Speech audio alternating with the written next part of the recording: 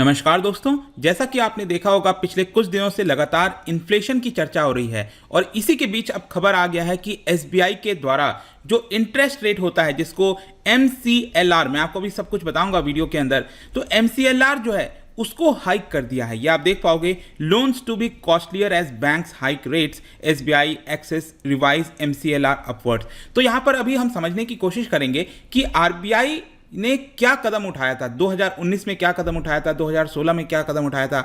मतलब कि हम और आप जब बैंक जाते हैं, जब लोन लेते हैं, तो किस बेसिस पर जो लोन का रेट है वो तय किया जाता है, इसमें चेंजेस क्या हुए हैं, काफ़ी कुछ जानने को है। चलिए आगे बढ़ते हैं, लेकिन उसके पहले ध्यान रखना है आपको, कोई भी एग्जाम की अगर आप प्रिपरेशन कर रहे हो, यूपीएससी, जुडिशरी, बैंकिंग, अगर आपको ये कोर्सेज लेना है तो आप हमारे ऐप पर जाइए या फिर वेबसाइट पर जाइए स्टडी IQ के, वहां पर आप कोड इस्तेमाल करिए अंकित40, क्योंकि इससे आपको डायरेक्टली जो 40% का डिस्काउंट है वो मिल जाएगा। साथ ही जो आप एमसीक्यूज अटेम्प्ट करना चाहते हैं वो मेरे इंस्टा पेज पर जा सकते हैं, वहां पर स्टोरीज में जितने भी एमसीक्यूज हैं वो आप अटेम्प्ट कर पाएंगे। चलिए शुरुआत करते हैं और सबसे पहले देखते हैं एग्जैक्टली अभी हुआ क्या। जैसे कि आपको पता है, स्टेट बैंक ऑफ इंडिया जो कि भारत की लार्जेस्ट कमर्शियल बैंक है, उन्होंने marginal cost of fund based lending MCLR जिसको कहा जाता है उसमें रिवीजन किया है और इसको अपवर्ड किया है। पहली बार ऐसा हुआ है पिछले 3 वर्षों से। आपने सुना भी होगा कि कोविड के समय या उसके बाद भी जो लोन का रेट था, मतलब अगर आपको होम के ऊपर लोन लेना है, कार के ऊपर लोन लेना है,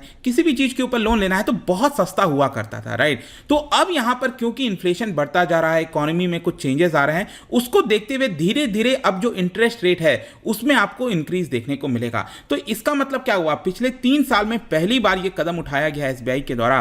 तो यह दिखाता है साफ तौर पर कि जो सॉफ्ट रेट का रिजीम था, जो सस्ते दर पर, ब्याज दर पर आपको पैसा मिलता था मार्केट से, वो अब धीरे धीरे खत्म होता जा रहा है। तो क्वेश्चन यहां पर यह आना चाहिए कि अभी के लिए एसबीआई ने कितना रेट इंक्रीज किया है। देखो, marginal cost of lending rate जो है उसको 10 बेसिस पॉइंट पर इंक्रीज किया गया है। पहले हुआ करता था 7%, मतलब जो आप लोन लेते थे उस पर 7% का इंटरेस्ट लगता था, अब उसको बढ़ाकर 7.1% किया गया है। ऑल्दो देखने में यह लग सकता है अभी छोटा है, लेकिन जो लोग ज्यादा लोन लेते हैं उनके लिए थोड़ा भारी पड़ जाता है। या फिर अभी के लिए 10 बेसिस पॉइंट किया गया है, आगे आने वाले समय में ये further 20 basis point, 50 basis point, इस तरह से भी इंक्रीज हो सकता है और इसके बहुत ज्यादा चांसेस हैं। अगर आप एसबीआई को कंपेयर करो बाकी बैंकों के हिसाब से, तो बाकी जो बैंक हैं, एचडीएफसी बैंक हो गया, Punjab national bank, ICICI bank, उनका एमसीएलआर अगर आप देखोगे तो इट इज 7.25%।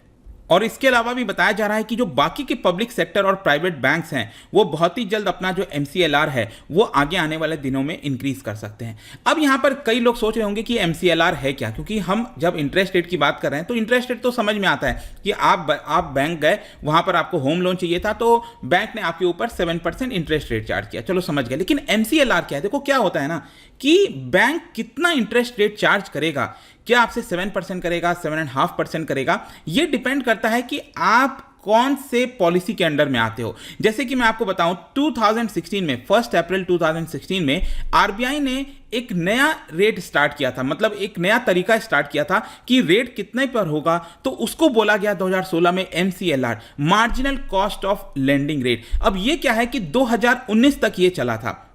कहने का सिंपल अर्थ यह है कि मान लो यहां पर बैंक है, बैंक आपको कोई भी लोन देता है तो लोन पर आपको इंटरेस्ट रेट चार्ज करता है 6%, 7%, जो भी इंटरेस्ट रेट चार्ज करता है। तो जाहिर सी बात है ना कि बैंक को उससे सस्ते दाम पर यहां पर लोन, मतलब पैसा मिलना चाहिए। जो लोग डिपॉजिट कराते हैं यहां पर, बैंक जो आरबीआई से उधार लेता है, जहां से भी बैंक के पास पैसे आते हैं, तो मान लो बैंक के पास 5% बैंक को ब्याज दर देना पड़ता है, तो तभी तो बैंक तो क्या करेगा, ज्यादा चार्ज करेगा और बीच का जो है वो प्रॉफिट हो जाएगा।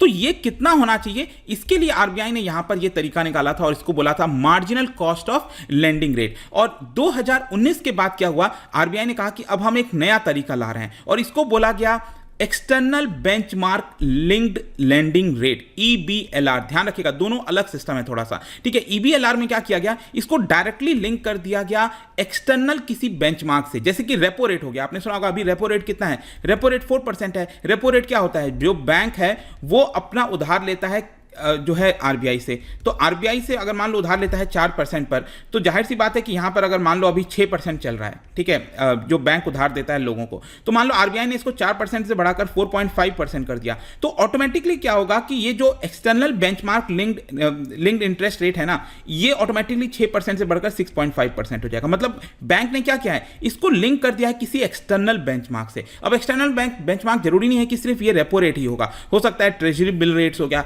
और भी कई सारी चीजें हो सकती हैं जो स्टैंडर्ड होती हैं, राइट। तो यहां पर जो एसबीआई ने किया है, ध्यान रखना है वो आपको, वो एमसीएलआर में चेंजेस किया है, marginal cost of lending rate, जो कि 2019 तक चला था। अब जो आप लोन लेते हो ना, उस पे जो इंटरेस्ट रेट लगता है वो ईबीएलआर के फॉर्मूला के थ्रू लगता है, लेकिन क्योंकि 2019 तक एमसीएलआर चला था, तो आज की डेट में अगर आप देखोगे तो 53%, मतलब 53% जो हिस्सा है पूरे लोन का हमारे देश के अंदर, वो एमसीएलआर से लिंक्ड है। तो जाहिर सी बात है ना कि अगर यहां पर इंटरेस्ट रेट इंक्रीज हो रहा है तो ज्यादातर लोगों के ऊपर प्रभाव पड़ेगा, जिन्होंने होम लोन लिया था, व्हीकल लोन लिया था, पर्सनल लोन लिया था, उनका ईएमआई जो है, जो आप मंथली इंस्टॉलमेंट देते हो, वो ऑटोमेटिकली यहां पर बढ़ जाएगा। और इसके अलावा यह भी बताया जा रहा है कि आगे आने वाले समय में जो आरबीआई है वो अपना अकोमोडेटिव पॉलिसी जो है उसको कम कर रही है, उसको विड्रॉ कर रही है, और इसी की वजह से आगे आने वाले समय में जो इंटरेस्ट रेट है वो और ज्यादा हाइक देखने को मिल सकता है। जहां तक ईबीएलआर की बात है, आप देख सकते हो ईबीएलआर जो बैंकों ने लिंक कर रखा है रेपो रेट के साथ, और ये बेसिकली 2019 में रेपो रेट आपको याद होगा 2019 में ये 4% हो गया था, पहले ये 5.4% हुआ करता था, लेकिन क्योंकि आरबीआई चाहती थी कि देश के अंदर ग्रोथ हो, इकोनॉमी के अंदर ग्रोथ हो, इसीलिए रेपो रेट को कम करना जरूरी हो गया था, और ये कम करते करते 4% पर आ गया।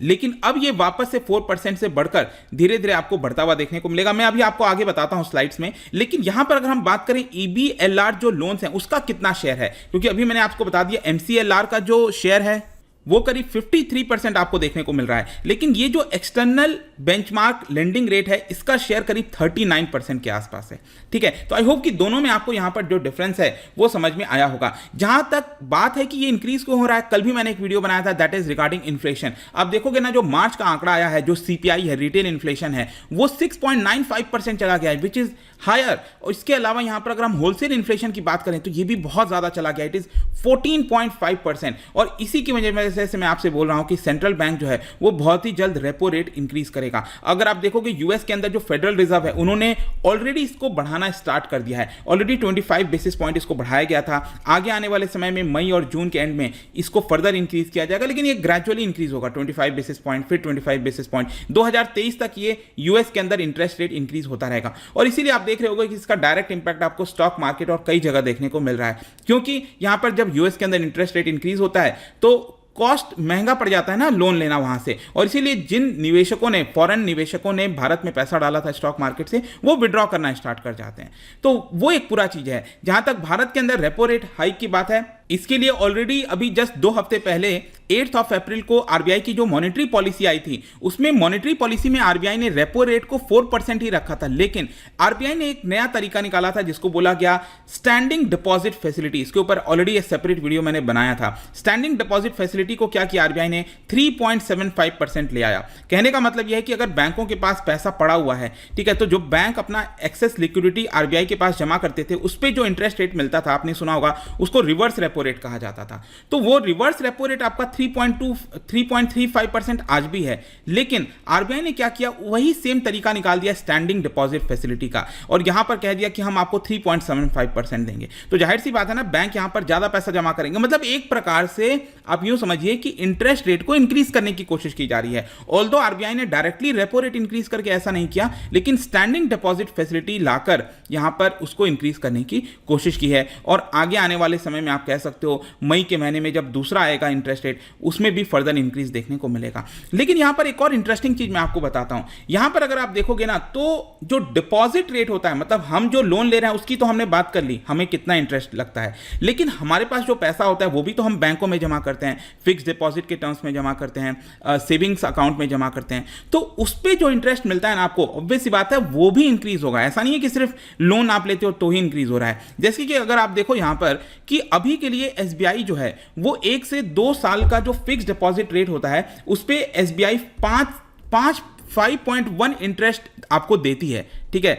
लेकिन प्रॉब्लम क्या है कि क्योंकि इन्फ्लेशन कितना है 6.95% है, इसकी वजह से डिफरेंस यहां पर आ रहा है ना, मतलब आपको लॉस हो रहा है 1.85% का, जो कि नहीं होना चाहिए। और इसीलिए क्योंकि इन्फ्लेशन ज्यादा हो रहा है तो यहां पर फर्दर एसबीआई जो है, जो आपको इंटरेस्ट पे करती है, वो भी अब बढ़ाएगी। वैसे ही आप देख सकते हो 1 से 3 साल का जो फिक्स डिपॉजिट है वो पहले 8.75% हुआ करता था, ये कम होते होते जस्ट 4.9% हो गया। मतलब अब आपको बहुत कम इंटरेस्ट मिलता है, आप डिपॉजिट करते हो पैसा, लेकिन आगे आने वाले समय में आपको अब ज़्यादा इंटरेस्ट रेट मिलेगा। लेकिन एक इंटरेस्टिंग चीज़ मैं आपको एक और बताता हूं, देखो भले ही अभी इंटरेस्ट रेट कम मिल रहा था आपको, लेकिन उसके बावजूद भी जो डिपॉजिट ग्रोथ होता है, मतलब जो लोग अपना पैसा डिपॉजिट करते हैं बैंकों में, उसकी ग्रोथ देखने को मिली है। ये आप देख सकते हो फाइनेंशियल ईयर 2019-20 में ये 8% की ग्रोथ थी, और ये ग्रोथ बढ़कर 11% हो गया जो पिछला फाइनेंशियल ईयर था 2020-21 का। तो इससे आपको पता चलता है भले ही इंटरेस्ट रेट कम है, लेकिन फिर भी लोग अपना पैसा जो है बैंकों में सुरक्षित महसूस करते हैं, उसमें अपना पैसा